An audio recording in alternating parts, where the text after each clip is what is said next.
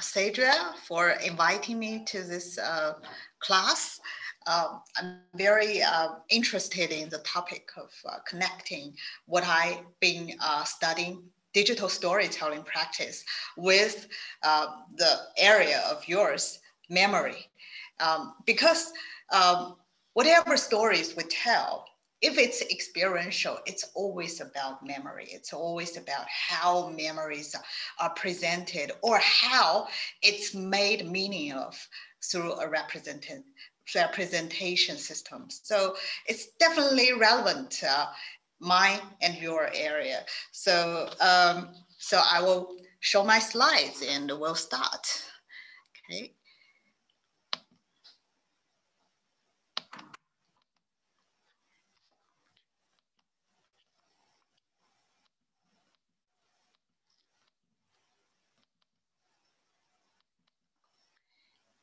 Yeah, okay. So today we'll talk about digital storytelling in relation to memory of humanity in the time of COVID-19 pandemic, the global pandemic of COVID-19. Okay, so I'll briefly introduce myself. I'm Zhang, but people call me Jan. It's my English name. So here is my email and my ORCID link. You can see my works, my education background through this link. So I put the works, my academic works, which is quite relevant to digital storytelling. One is my PhD thesis, which is published in the Curtin University, where Satrya and I studied in its library e-space. And the other book chapter was published this year in September. It's specifically about digital storytelling as an intercultural practice, especially as a practice with some educational implications. So I'm currently undertaking two projects. Both are government funded. One is visual self-representation of African international students in Shanxi province. The other is the image of this province in African media. So I'm trying to do some research, not just on the intercultural communication and understanding, but more specifically the interracial issue. Actually it's very relevant to the societal development and transformation of China, but very, very rarely talked about. So I want to see if I can have some discoveries here. And I'm teaching some courses. I think they are all about new media and the methods we use in research. All right. So today I will try to unwrap this topic, this very intersectional, interweaving topic in 4 parts. Actually surrounding the digital storytelling, which I know more about. So I will introduce the practice, the concept, and the kind of the instrument or potentially the research method of digital storytelling. And then I will talk about the development of digital storytelling in media and cultural studies and its dilemma nowadays. And then I will talk about how digitally mediated storytelling actually have exploded in the pandemic era, especially in China. And last, I will talk about how the insights and the practice itself of digital storytelling may contribute to our understanding of the memory during the pandemic. So let's take a look at the first subtitle, which is what is digital storytelling? So digital storytelling may seem to you as very encompassing of any digital content production nowadays. It can be seen as a story, an Instagram story only involves a picture, or a TikTok story can refer to a short video. It can also refer to digitally produced, films, TVs. There are so many TV dramas only digitally produced and digitally distributed more and more nowadays. So what does it mean? Specific? Does it have some specific meanings and uses? So we'll take a look at where it was born, how it was born, how it was supposed to influence the society.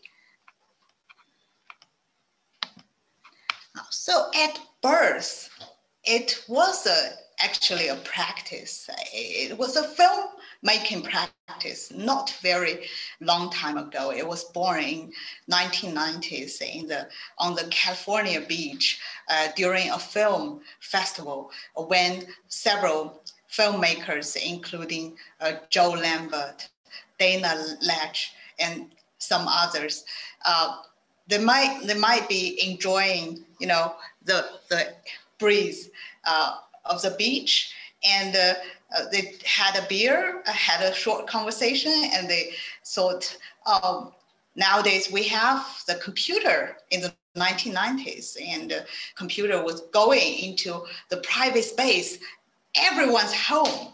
So how can we, what us filmmakers can do to help everyone in the society to have a voice through computer? So they thought of this digital storytelling practice in which the experts, the filmmakers, professional producers help ordinary people in a workshop, very small scale workshop, to make short videos, very short, like 2 to 3 minutes long, of their personal experience. And in the very beginning, they only used like people's own personal photos from their personal archives and their own voice. And it took about 3 to a week's long, because sometimes it can involve a lot of professionals, and it takes a long time to help people, become competent in using the softwares and become creative in the process. So Joe Lambert, in this book in 2009, he actually was one of the inventors. So he had a retrospect about the birth of digital storytelling and the later development. He said digital storytelling was supposed to be a social movement. It was born in the context of community arts movements in America and Europe at that time. And it was meant to tell the public that creativity is not the province of experts. Everyone can be creative. Everyone can be artist. So his core argument, as I see it, is the ability of self-expression is a central literacy for full social participation. This is actually the same arguments we've been holding today in relation to digital literacy, in relation to digital divide. So this is a workshop-based practice, requires a lot of devotion, commitment from both the facilitator, the professionals, and the non-professional participants. So it has some characteristics. First is that the quality in the professional light is not very high. It's always not up to the broadcast quality. So Helen Simonson, the Australian Center for Moving Image director, she once said that digital storytelling is marked by its technological rawness, but it is also valuable for that reason. So she said the characteristics includes 3 dimensions. First is that the voice was made from the first person perspective. So the person narrating his own experience and in a very conversational language to affirm his or her amateur instead of professional identity.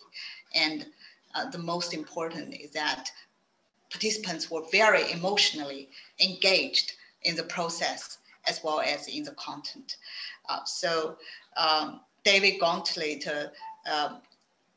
a British scholar, said digital storytelling is quite about an everyday practice you can take up anytime, and it's emotionally oriented, and it's more about the process rather than the outcome.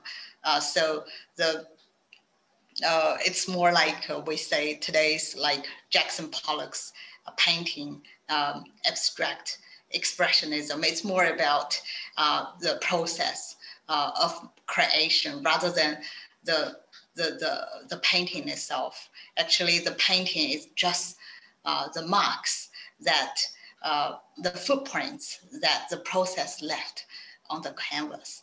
So we can understand it in that way. It's more about self-expression. So the practice has several models. So the most renowned one is a model adopted by BBC and the collaborator, BBC's collaborator, Daniel Meadows, famous British photographer. So this model had 4 parts, like I said, takes a long time to complete, very intense, but the outcome, the videos from the workshops can always achieve the broadcast quality, so that several BBC sponsored projects had their resultant videos played, broadcast on BBC channel on the television. So it has mainly 3 steps. First is a warm-up. So people practice oral storytelling together and play some games like what do you like, what do you dislike, those games and story relays, so that people can, get rid of those, professional standards and be assured that their conversational language will suffice in the storytelling process. And then there will be participants selecting their photos and also write the script on the Word document. And then they will read the script to a microphone, sometimes in a studio, sometimes just to their phone. And then they synchronize the 2 together to make a video. At the last, in the end, all stories will be played to the group unless someone refuses to do so. Okay.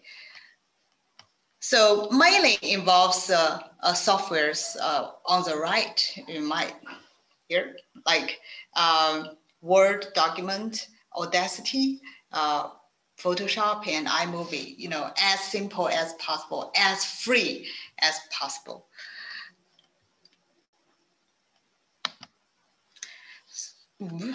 Okay, this is not, so the animation effects cannot play here.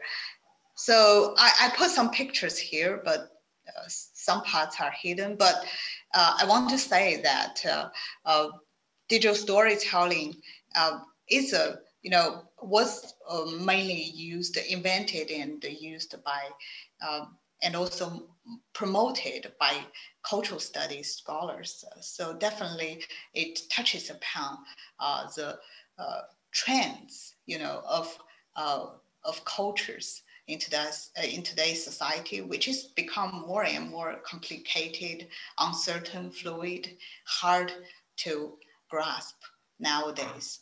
So first, it was definitely born out of this participatory culture, which had its,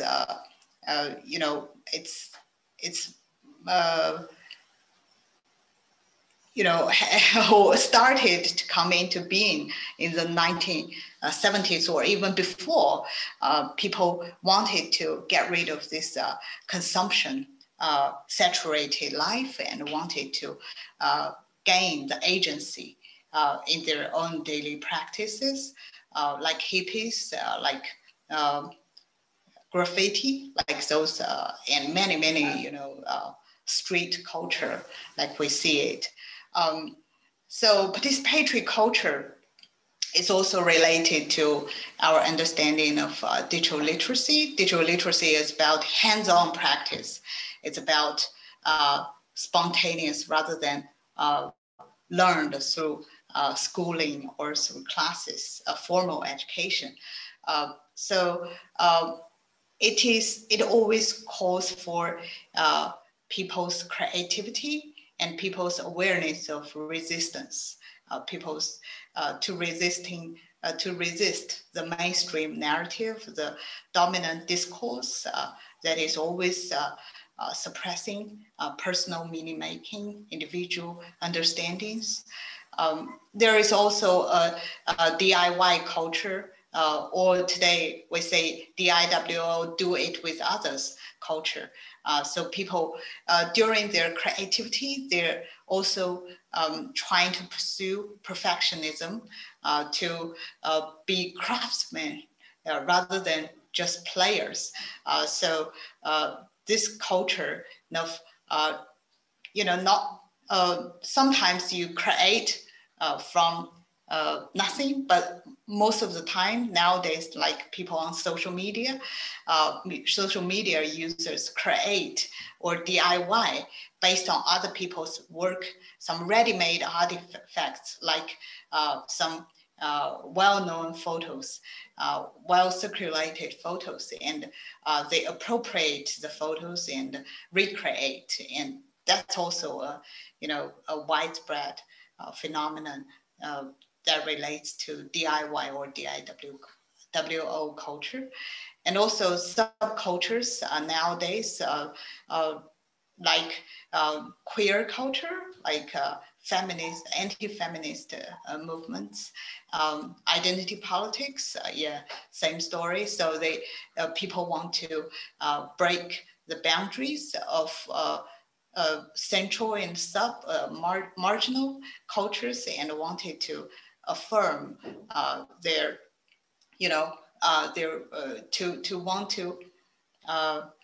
confirm their own understanding. They can understand themselves from their own perspectives rather than conform to the mainstream judgments and evaluations. So these are the backgrounds to this practice, which is strictly modeled, which has been practiced mostly in United States and Northern Europe, and now has been carried out in more and more Asian countries and Oceania, like Australia and other countries. Okay, let's take a look at the example of digital story, which I think you would be very amazed by it.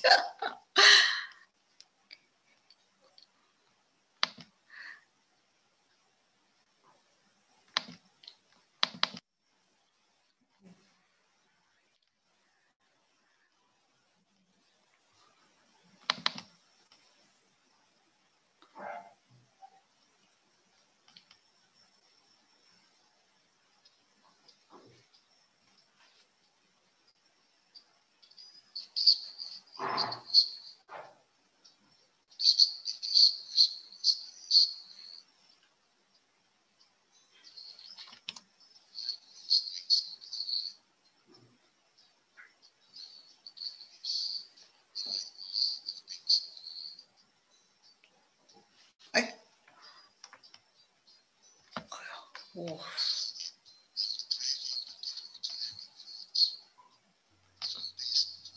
Hey, John, I think you need to synchronize first. Oh, sorry. Hi. Yeah, you need to say synchronize. Okay. You need to Oh. synchronize the. Oh, I didn't know what the green frame meant.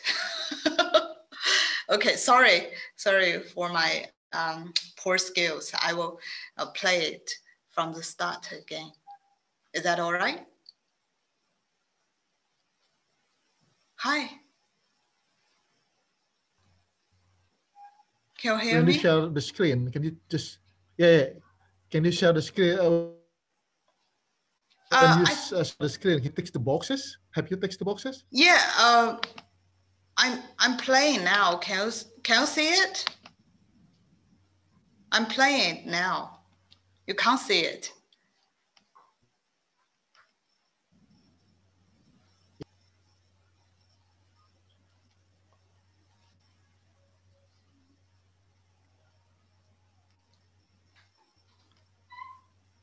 Can you see it? Yeah, I can see it. We can see it, but we can't hear the voice. Oh, The you can't sound. hear the The sound, voice. yeah, the sound is gone. Oh, sorry. Maybe when you do the share screen, just tick the box. Oh, right. How to? I think you need to repeat the share screen first. Need to close the share screen first. Yes.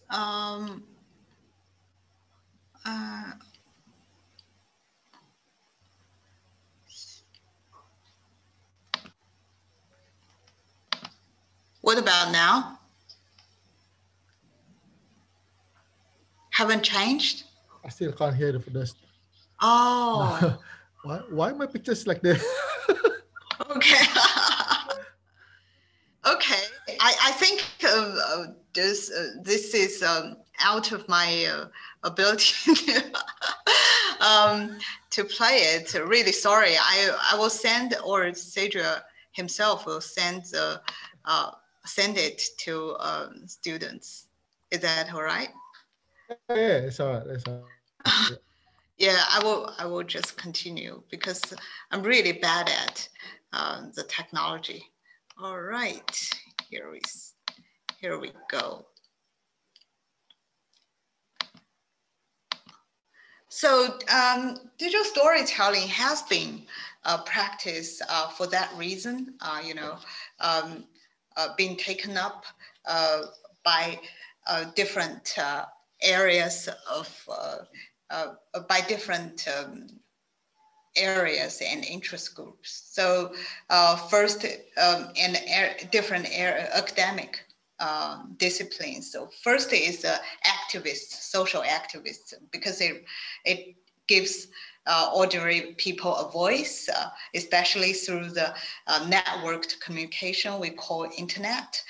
So it's a chance that individuals can tell the public what they think they are, who they think they are, what identity they prefer for themselves.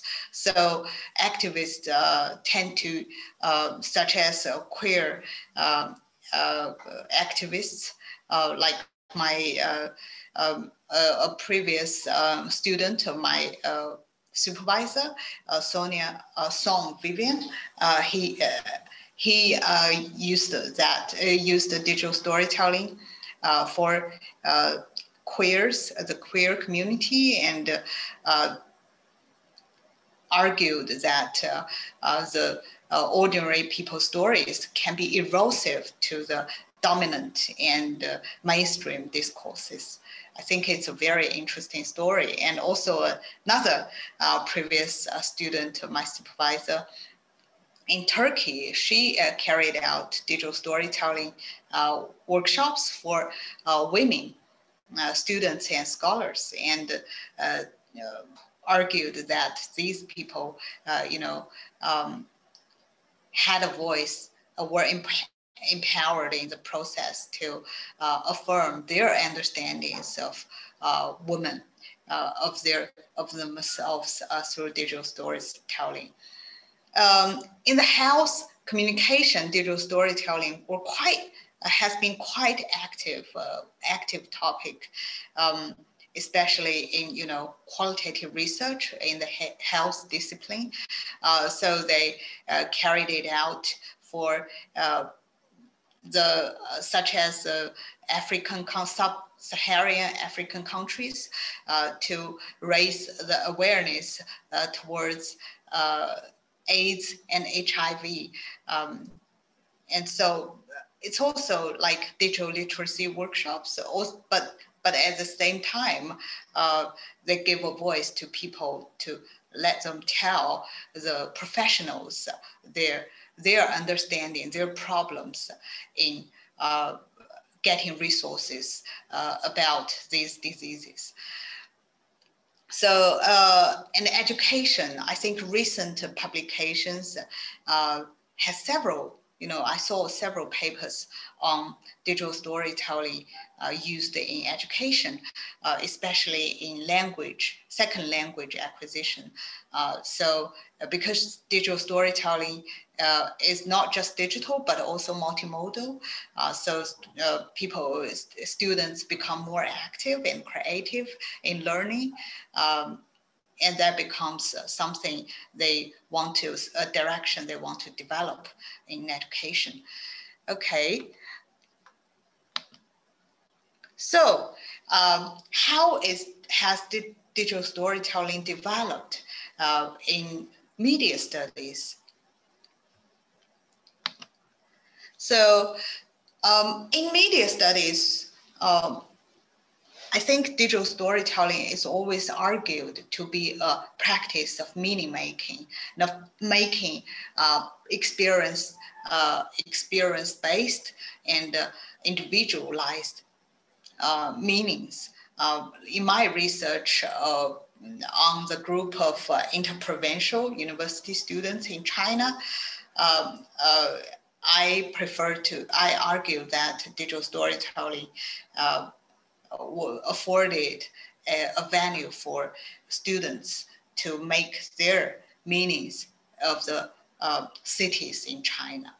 So it is a huge area, individual meaning making, because it is always in tension with the mainstream, the state narrative, the state discourse, the state meanings, especially in China, right?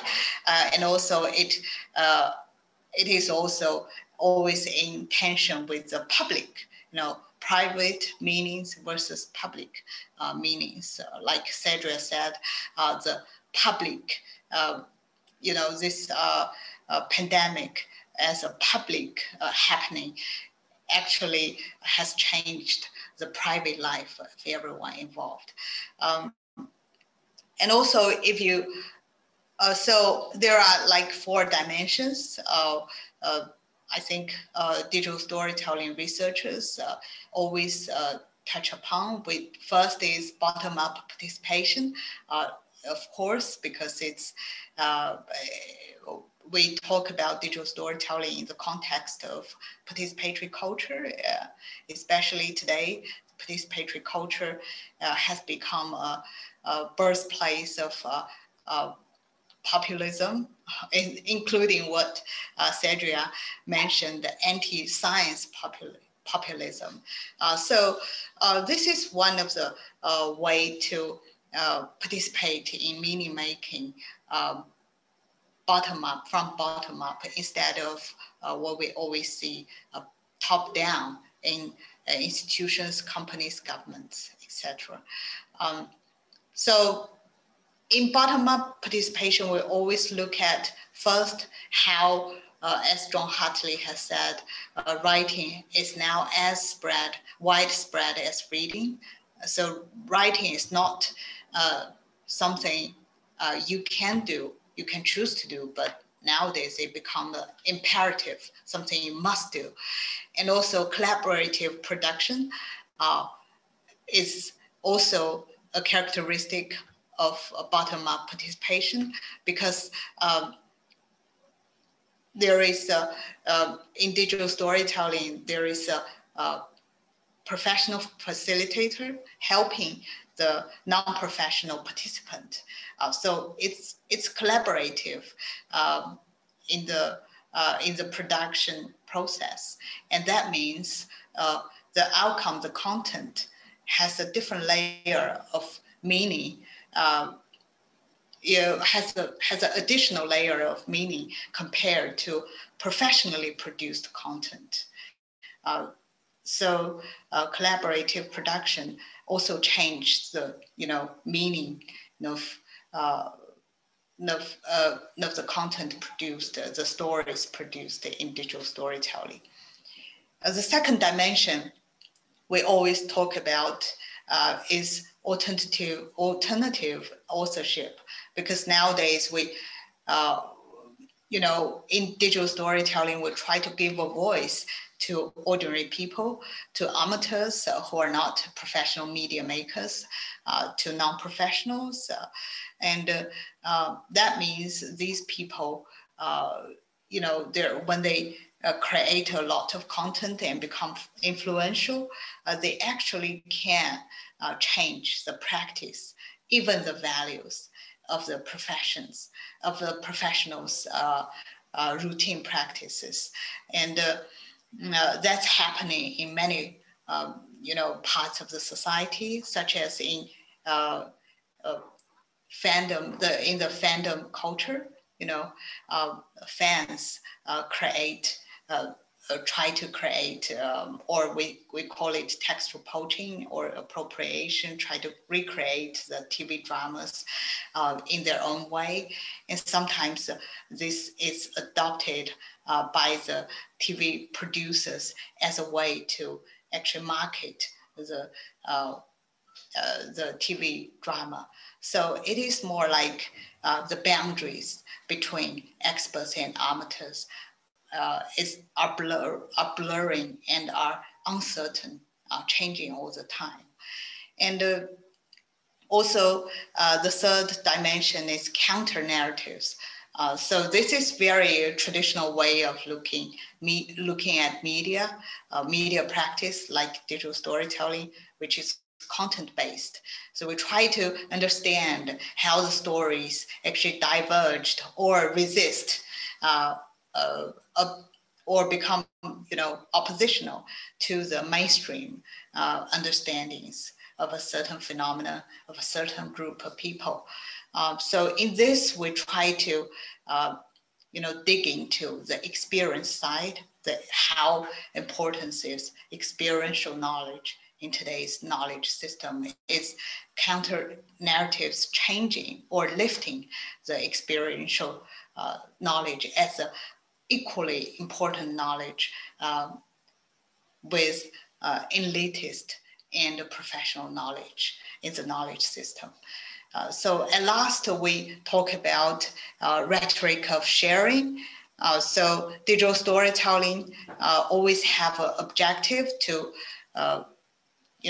push all the works, the videos to the internet if the participants are willing to.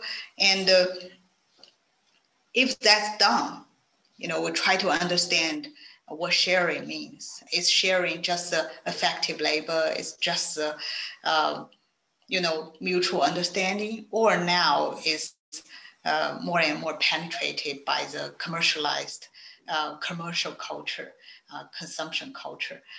So John Nichols tried to say that when we say sharing, be aware that maybe we are becoming unpaid free labor for the platforms, for the internet companies.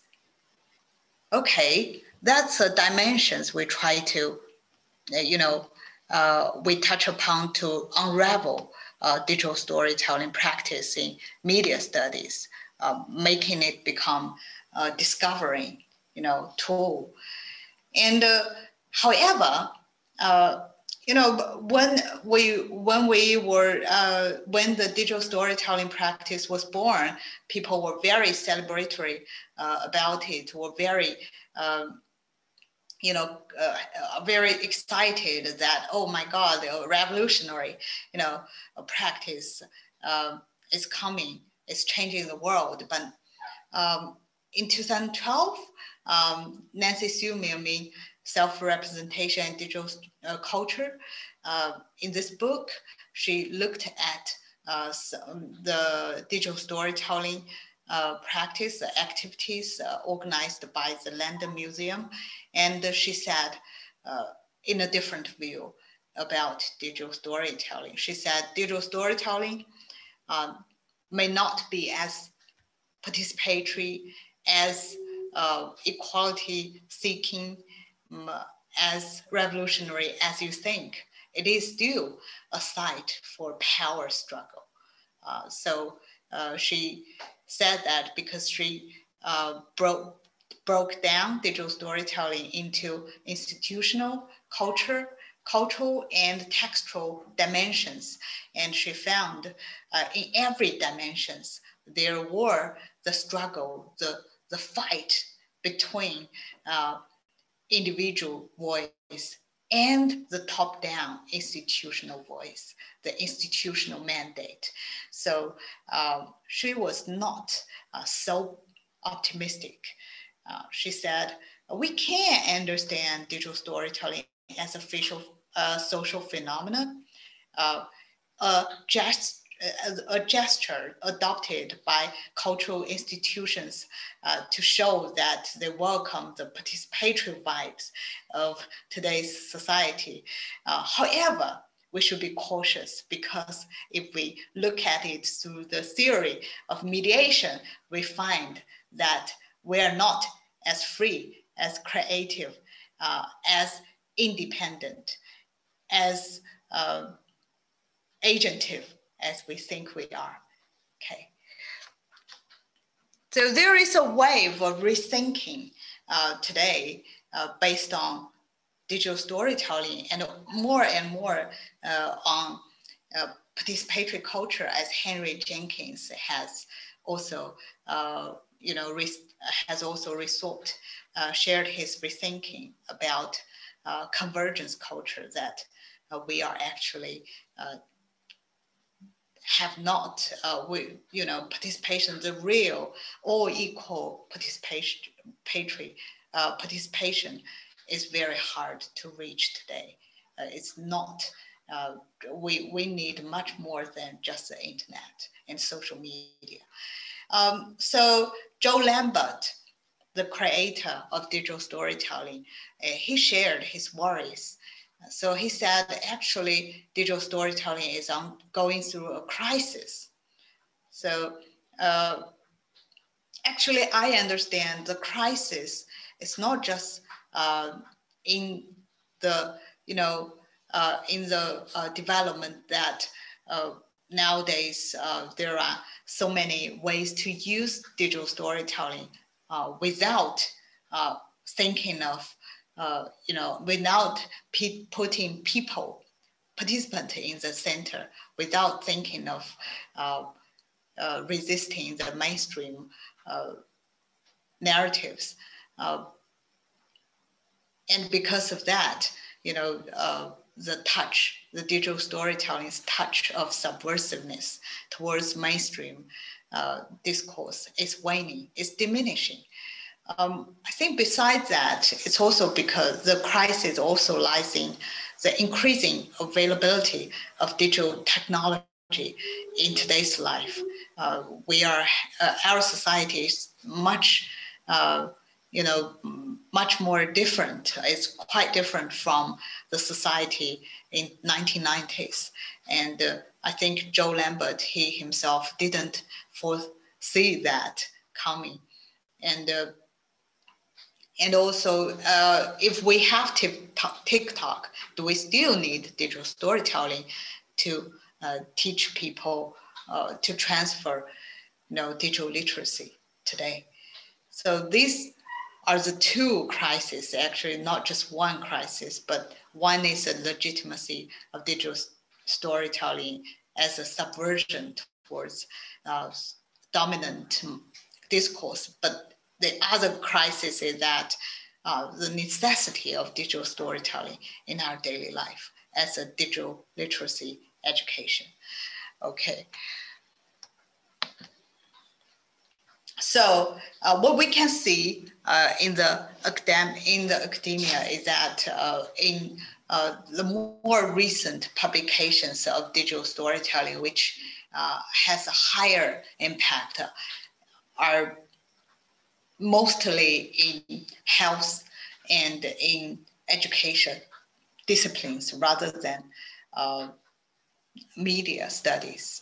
I think this is mostly because we have, like I said, a lot of rethinking about the participatoriness, the counterculture characteristic of potential of digital storytelling, and that caused a dilemma for the development of digital storytelling.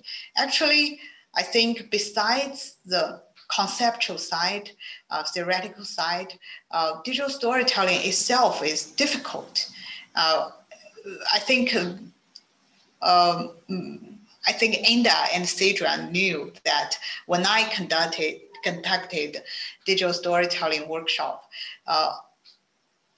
it was difficult for myself and the participants because I have to make sure that everyone show up every day, but participants have to overcome like problems like the transport, the time arrangement, the baby care, a lot of issues in their everyday life to set apart things to come. So practically, it costs a lot of time and energy than many other digital practices. That's why its development is not as fast as we want it to be. The second is the dilemma is conceptually, I just mentioned, the doubts over resistance and counter narratives. Are we resisting? Are we winning this fight against the dominant meanings? Or are we just, being used by the digital platforms? Are we still consumers just without knowing it? So there is a need for new insights and theories for digital storytelling. Practitioners and researchers. I think the insights and theories still may grow if we overcome the practicability problems and conduct digital storytelling workshops with more groups in the future. We may gain more insights, definitely. All right. So I argue that we can see it as a research method, not just a way to produce counter narratives, not just a way that we see as participatory, as equality seeking. So I think first it really helps us as researchers to take a close look at the media production process. So John Hartley in his book said, it is important to catch audience in the act so that to know what meaning they actually made in reading the media texts, such as TV dramas. The other thing is that if you conduct the digital storytelling workshop, you will have a strong feeling that it's deeply embedded in everyday life, in specific settings, in existing power relations. Like when I conducted the workshop with Chinese international students, they were they respected me a lot because they thought I was a university teacher, but I actually wasn't. But that kind of power relation, assumption of power relations, still influenced how the digital storytelling workshop went. And The third, but not the least, is that it really produced very, very full of detailed data, like videos, and well made, although raw, but very well made, fully committed, producers made videos. And these videos are always very touching, very moving, or very creative. And it's multimodal. You can look at different, elements of it. So Donna Hancock said, digital storytelling is interesting because it communicates larger issues in intimate ways. And I think we definitely need more of this kind of stories to know how this happens, how this actually helps us know more about the society instead of the official meanings. Okay, so with these conditions, actually digital storytelling as a research method can help us, can make the research more unpredictable because you have different sides of the workshop to look at. You bring the process, which is always in the background, to the fore, to the front end. And you focus on people, the practice, rather than the content, the outcome. And in my paper, I found, I made the unpredictable discovery that the content is not as interesting, as problematic as the ways Chinese international students chose to participate in the workshop. Because in the beginning, they wouldn't like to come, but in the end, they were willing to come because I said it's an English workshop. It has people from different countries, and then they will come. So this helped me to write a paper on language ideology rather than on counter narratives. So it's very unpredictable what this research method will lead you to. So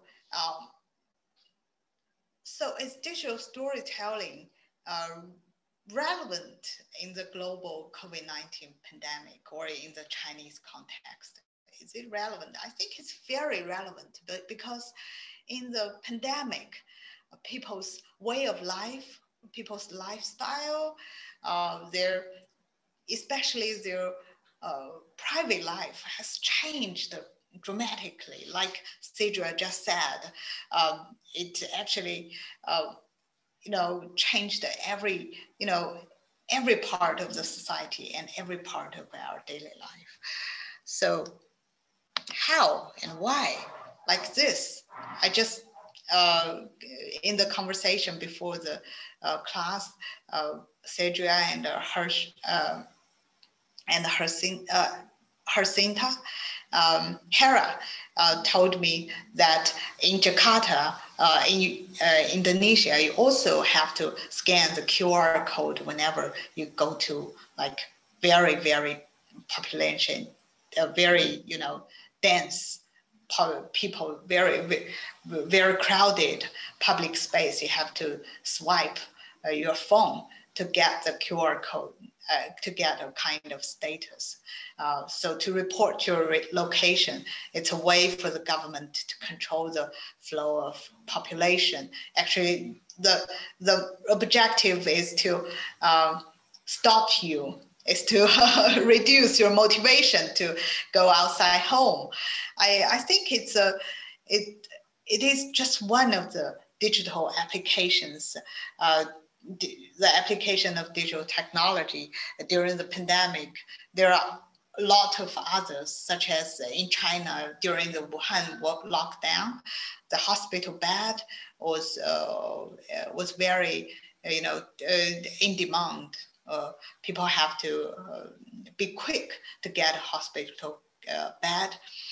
So the government, the hospitals actually publish and also update their number of beds in different hospitals on the web, on the internet. So you have to have you have to be literate, digitally literate, so that you can get this information. And also some people, many people who couldn't get the beds, they have to go on to Weibo, the Chinese social media, so it's the Chinese equivalent of Twitter, to call for help. And some like old people, like people with mental disease, like people with certain impairments, they don't know how to use it unless their relatives or their their friends, neighbors were willing to help them to go onto the social media to call for help. So this is the digital application, a lot of digital, or two examples of digital applications during the pandemic, which actually decides many people's destiny in that time. And also, I think there was an explosion of digital stories. If you look at it in the broad sense, if you call any digitally mediated stories as digital stories, there was an explosion because people were spend most of the time indoor. The only thing they were interested in, most of them were interested in, was to use their mobile phone. And that was why people, there were so many people who were critical about the previous official head of Hubei province. He was later changed, but people were very critical because all of the people in China were watching him live on the phone, and he wasn't wearing his mask properly. So yes, and I think because usually people were not that interested in government press conferences, but at that time, because we all stayed at home, so it became a point of, you have to let the steam out. You have to become an outlet of people's, frustration, of people's anger at that time. So how can we look at these digitally mediated stories? How do we understand the memories that people document through digital technology during the pandemic? So we jump to the next part. So there is always this tension between collective memory and individual memory. So one example of collective memory is the museum, right? The museum is definitely the embodiment of collective memory, how it was constructed, how it was, how it was exhibited, it was told, it was full of symbols, full of values, full of discourses. So during that time, like after March, when the Wuhan people had a better time, so people start, the Museum of Wuhan came to this house, to like this place, to collect this curtain. Why? Because the neighbor of this house watched the curtain. Actually, he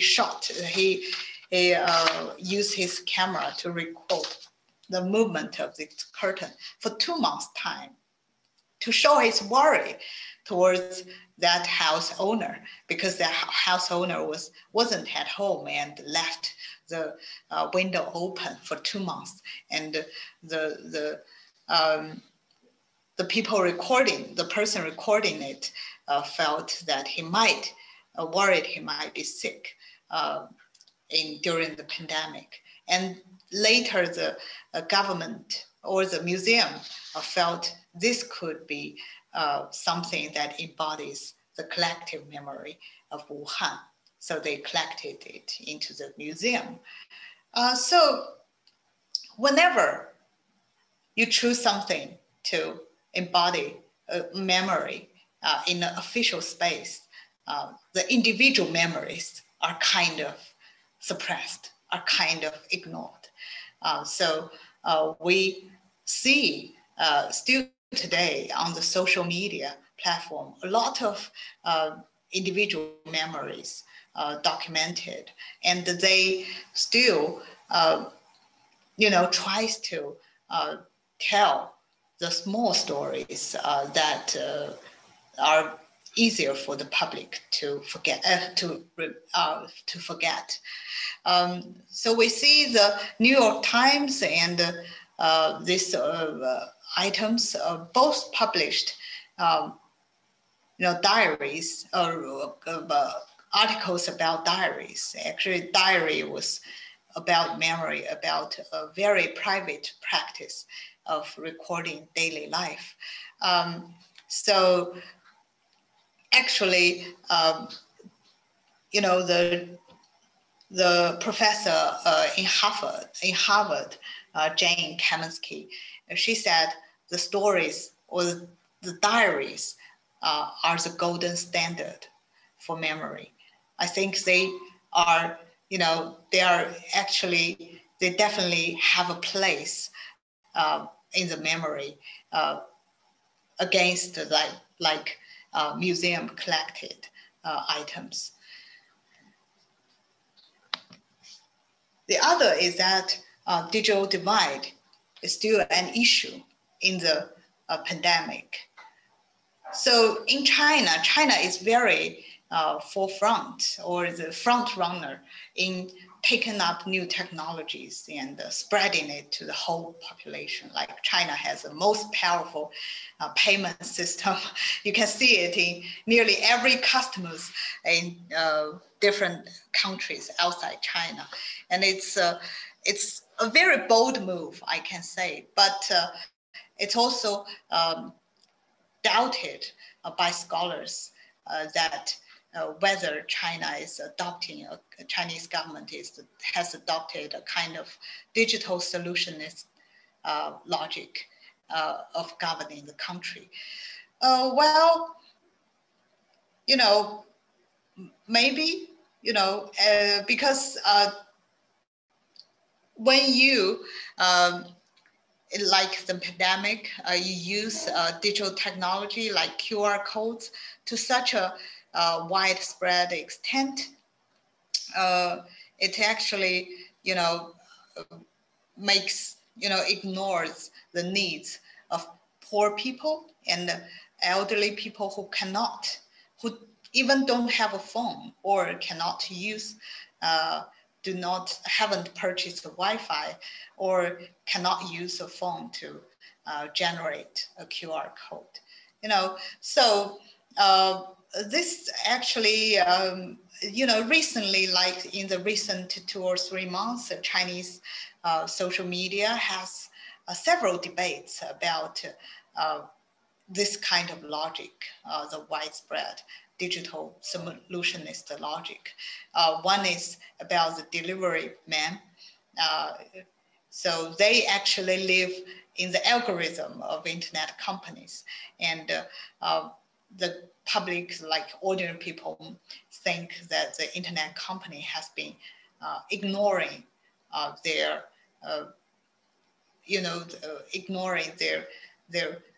biological needs. Like they need more time to deliver a thing rather than,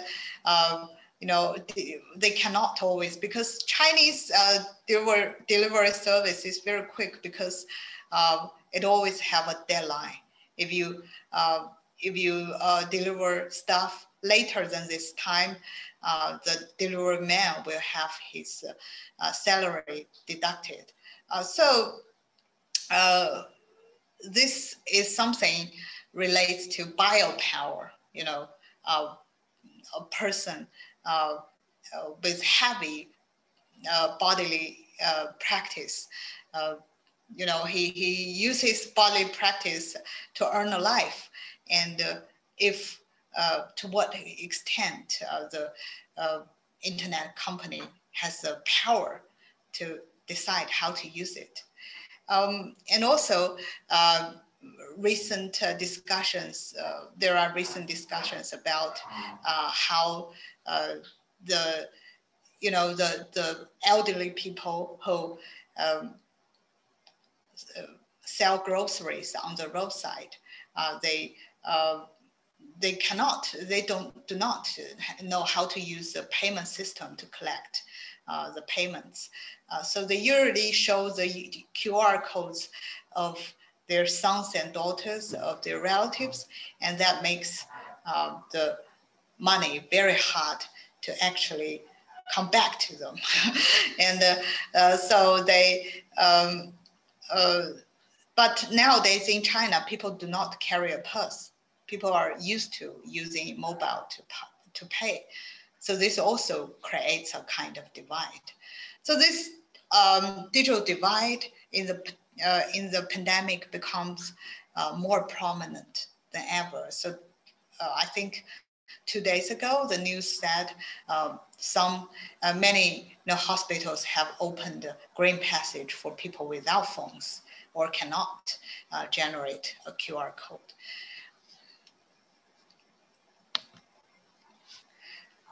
So I think when people come to the topic about China's role in the pandemic, it's, especially outside China, the views always come with some stereotype, I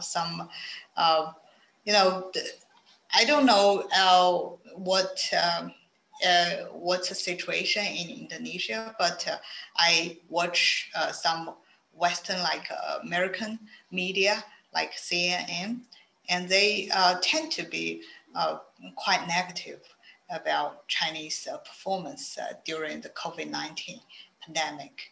And I think they focus too much on the government, because in the pandemic, actually, there were two forces. One is top-down, of course, and the government was criticized for the lack of organization and lack of action in the beginning. And also there is a bottom-up force, people volunteering in hospitals, people spontaneously helped each other. So I think the digital storytelling can shed some light on how to get a full picture of the COVID-19 situation in China. You need to hear the individual stories about hospital staff, about door guards, about school teachers, about ordinary residents, and then you will get rid of some biases, some assumptions before coming to the conclusion. Okay, so that's all about my presentation, my introduction of digital storytelling and its potential contribution to our understanding of memory during the pandemic. Thank you for listening.